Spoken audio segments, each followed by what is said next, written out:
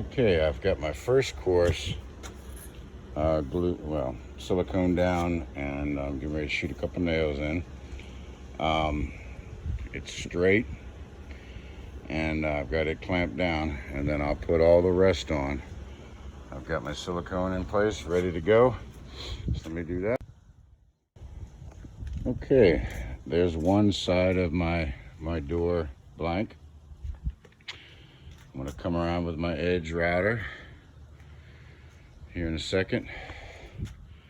I might hit it with the sander real quick, or I might wait until I get the other side done and do them both.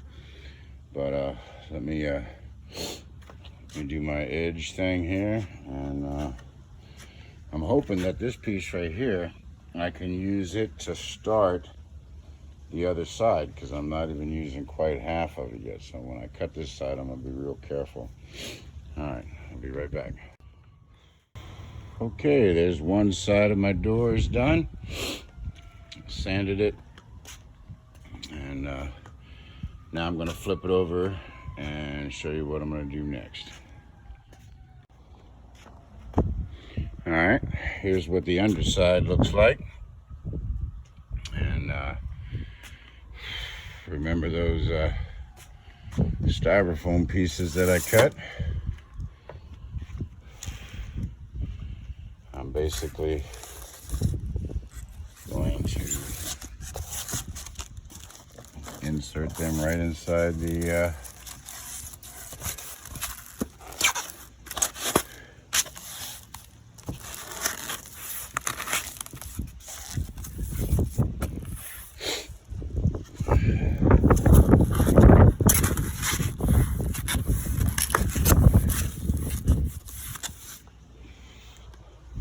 just like that. And what that's going to do is, when I stick the tongue and groove on this side, it's not going to be a solid door, but it'll be insulated, and it'll resist these moving. It'll be a solid. It'll be basically a solid door, and very lightweight. So let me cut these long ones, and I'll show you what it looks like. All right.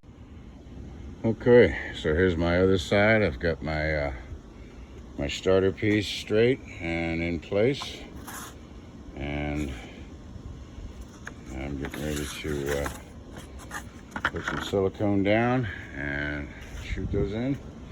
I'll be right back. All right, got that all clamped up. I'm gonna let that set up for a little while I go eat some lunch, and then I'm gonna come back and use the router and trim up the edge, and then I'll show you what I'm gonna do with it next. All right, had lunch, and now I'm going to trim off the edges, and then I'm going to trim out the sides and show you what the end result looks like. I'll be back. Okay, now I'm trimming out the edge with these, and that makes the whole thing look real nice. So let me glue those on, and I'll be right back. Okay, one door. Everything is just drying up right now.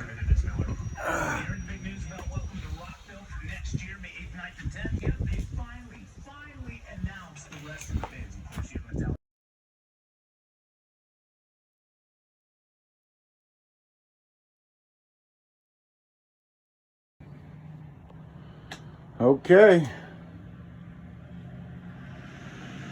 we have a fully functional hinge door. It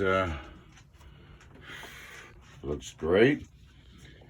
I still got to put my stop in, but I need another set of hands to hold the door on the outside where it goes. But Yep, there she is. There she is. Trailer's not level, that's why it's leaning that way a little bit, but the door's perfect. I decided to put 4 hinges on it, and that will do a couple of things. One, for, you know, strength, hold it up with it bouncing up and down the road. And it also helps keep the door true. And what does that mean? That just means that if you only had a hinge at the top and a hinge at the bottom, the center would have a tendency to want to do that. So at least on the hinge side, it's screwed. Let's see, there's 6 screws in each one of those, 3 going into the trailer and 3 going into the door. So I should hold it true pretty good. And then of course the stop on this side, once it's in there, you all know what stop is, so I don't have to tell you what that is. We'll keep that side true, whatever. So that's a pretty good project to get done today. The last couple of days I've been, working on my radio cabinet and my switches and, running wires and everything. I've got all my motion lights working outside. All my switches. I bought some more plywood to build my storage cabinets up here. I'll do that tomorrow after I finish trimming out the door. And that's about it. I'll call this one a wrap. Patriot somewhere. Patriot, where you at, buddy? There you are. What you doing? Being a good boy? I'm gonna keep my saw horses out on the driveway tonight because I'm gonna use them in the morning. And, the other thing I did today was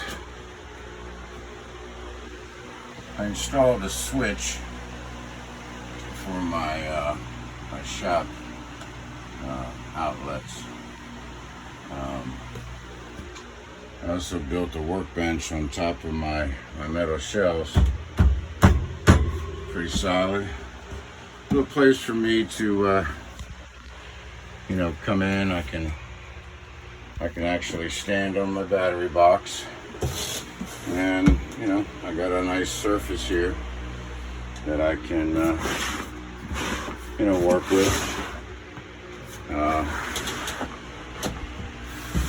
I just basically sanded it and varnished it, and some stuff plugged in.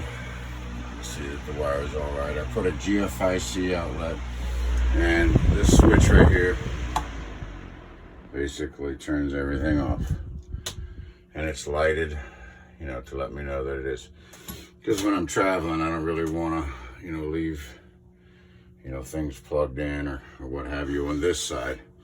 And this is its own circuit, 20 amp. These 4 outlets are its own circuit, 20 amp. But this one runs off of the shore power. So when I'm not plugged into shore power, which I am plugged into, if I'm not plugged in, those won't work. These I've got wired into my sub panel so that I'll always have juice here off of the batteries. If I'm doing something here and I want to have some power. I'll also put in some 12-volt connections there so I can test, different things out. Ham radio, whatever, it doesn't matter. So, all right. I'll see you guys tomorrow, and thanks for watching.